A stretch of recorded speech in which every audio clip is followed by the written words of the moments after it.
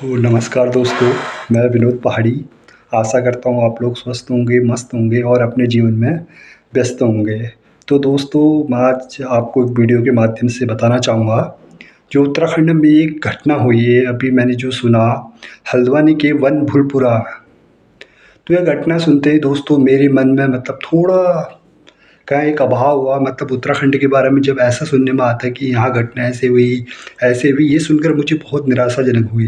क्योंकि उत्तराखंड एक देवभूमि के नाम से जाना जाता है, जहाँ सुनने में आया कि वन बलपुरा में एक अवैध मस्जिद बनी थी, जिसमें पुलिसकर्मी उसको तोड़ने जा रहे थे, जिसमें लगभग सुनने में आ रहा है 300 लोग घायल हैं, लगभग 6 लोगों की मौत है और लगभग बहुत सारी घटनाएं।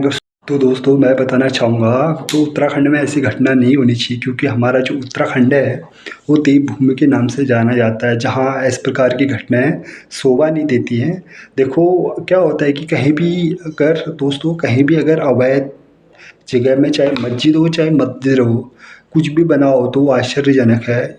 इसमें नगर पालिका काम है उसको तोड़ना, और सरकारी जो जगह होती है वो सरकार की होती है। ये आप क्या संविधान की किसी में हुआ है, तो जिसमें एक पुलिसकर्मी द्वारा बताया जा रहा है कि तो दोस्तों, मैं बताना चाहूँगा, तो ऐसी घटना उत्तराखंड को शोभा नहीं देती है। जो अभी हमारे उत्तराखंड हल्द्वानी, मैं खुद उत्तराखंड का रहने वाला निवासी हूँ। नानावत्ता मेरा क्षेत्र है, उधम सिंह नगर जिला है। तो ऐसी घटना सुन के जैसे ही मैं वापस आया, मैंने ऐसी घटना सुनी और लोगों ने भी मेरे को बोला कि यार, आपके उत्तराखंड में तो देवभूमि के नाम से जाना जाता है, वहाँ ऐसी घटना होती है। तो मैंने उन लोगों को बोला, हाँ, कभी कभी ऐसी घटनाएँ हो जाती हैं। तो अभी जो ऐसी घटना हो रखी है, तो दोस्तों ऐसी घटना हमारे उत्तराखंड में नहीं होनी चाहिए। जिसमें अभी मैं सुनने में आ रहा था कि एक पुलिसकर्मी द्वारा बताया जा रहा है कि लोग उनको जिंदा जलाना चाहते थे, पुलिसकर्मी को। तो ये बहुत बड़ी आपत्तिजनक की बात उनने बोली है। जो एक सुरक्षाकर्मी, जो हमारे देश के लिए इतने बड़े काम कर रहे हैं, बेचारे सुरक्षा कर रहे हैं, रात दिन एक करते हैं, तो उनके लिए ऐसी घटना नहीं होनी चाहिए। देखो, उनका काम है करना, तो सरकार कर रही है अपना काम, हमें करने देना चाहिए। अवैध देखो, अवैध जगह में कोई भी मकान बना हो, मस्जिद बना हो, मंदिर बना हो, ऐसी घटना नहीं होनी चाहिए कि हाँ, हम उसका विरोध करें। विरोध तब करें जब चीज़ गलत हो। अब वो चीज़ गलत नहीं है, अवैध मस्जिद बनी है, हाई कोर्ट का फैसला आता है, 29 जनवरी को हाई कोर्ट का फैसला आता है कि ये अवैध जगह में बनी है, तो उसको नगर पालिका द्वारा उसको अतिक्रमण करना ज़रूरी है, क्योंकि सरकार द्वारा उसको आदेश दिया गया। अगर नगर पालिका नहीं करेगी तो अवैध कब्जा। तो हमारे हल्द्वानी की डीएम, जो नैनीताल की डीएम है वंदना सिंह, उन्होंने द्वारा बताया कि नैनीताल हाई कोर्ट का जो फैसला था, 29 तारीख को हाई कोर्ट का फैसला आ चुका था, इस मस्जिद को हटाने का अतिक्रमण जारी था। तो नगर पालिका द्वारा 29 जनवरी को फिर जिस जगह मस्जिद बनाई है उस जगह फिर जाया जाता है अतिक्रमण को हटाने के लिए, बट वो हटा नहीं सक रहे हैं, क्योंकि वहाँ लोगों ने ऑलरेडी क्या कर रहा था, धरसा कहीं न कहीं सरकार को यह चीज़ पता थी। अगर हम कहीं न कहीं सरकार को ये पता था, अगर हम इस मस्जिद को हम तोड़ेंगे तो कहीं न कहीं लोग विरोध करेंगे। तो सरकार प्रयास करती है, 30 जनवरी को भी प्रयास करती है, नोटिस जारी करती है नगर पालिका, बट लोग नहीं मानते हैं। तो ऐसे ही 30 जनवरी को जब जाती है नगर पालिका की टीम, तो वहाँ लोगों के छतों में पत्थर देखे जाते हैं। तो ये सरकार को ऑलरेडी, हो सकता है पहले से पता हो ना हो, ये नगर पालिका जाने, सरकार जाने, तो ये चीज़ उनको पता था। अब बताइए, 300 लोग घायल और जिसमें 6 लोगों की मौत, उनका ज़िम्मेदार कौन रहेगा? उनका ज़िम्मेदार उनके घर परिवार की क्या स्थिति गुज़र रही होगी ऐसे अतिक्रमण। और बताया जा रहा है कि जो उग्रवादी लोग थे जिन्होंने यह हिंसा की है, उन लोगों ने बम, गोला बारूद और पेट्रोल आदि का उपयोग किया है।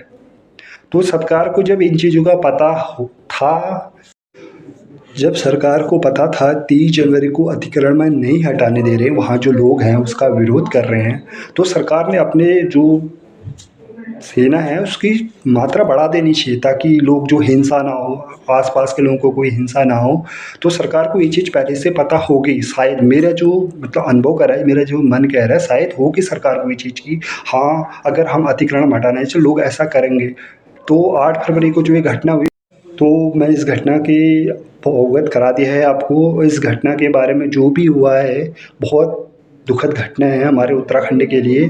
तो मैं धामी सरकार या फिर उत्तराखंड में वर्तमान में जो बीजेपी की सरकार है, मैं उनसे यही विनम्र करूँगा, यही हाथ जोड़ के विनती करूँगा, जैसी घटना आज हल्द्वानी में हो रखी है, ऐसी घटना और जगह ना हो। आप अवैध अतिक्रमण हटाइए, बट अपनी सुरक्षा बढ़ाइए, क्योंकि देखो उससे क्या होता है, सुरक्षा बढ़ेगी। अवैध अतिक्रमण जो हुआ है वो तो हटना ज़रूरी है, आज नहीं तो हटेगा, कभी तो हटना ही है अवैध अतिक्रमण। तो मैं इस घटना के अवगत करा दिया है आपको। इस घटना के बारे में जो भी हुआ है, बहुत दुखद घटना है हमारे उत्तराखंड के लिए। तो मैं धामी सरकार या फिर उत्तराखंड में वर्तमान में जो बीजेपी की सरकार है, मैं उनसे यही विनम्र करूँगा, यही हाथ जोड़ के विनती करूँगा, जैसी घटना आज हल्द्वानी में हो रखी है, ऐसी घटना और जगह ना हो। आप अवैध अतिक्रमण हटाइए, बट अपनी सुरक्षा बढ़ाइए, क्योंकि देखो उससे क्या होता है, सुरक्षा बढ़ेगी।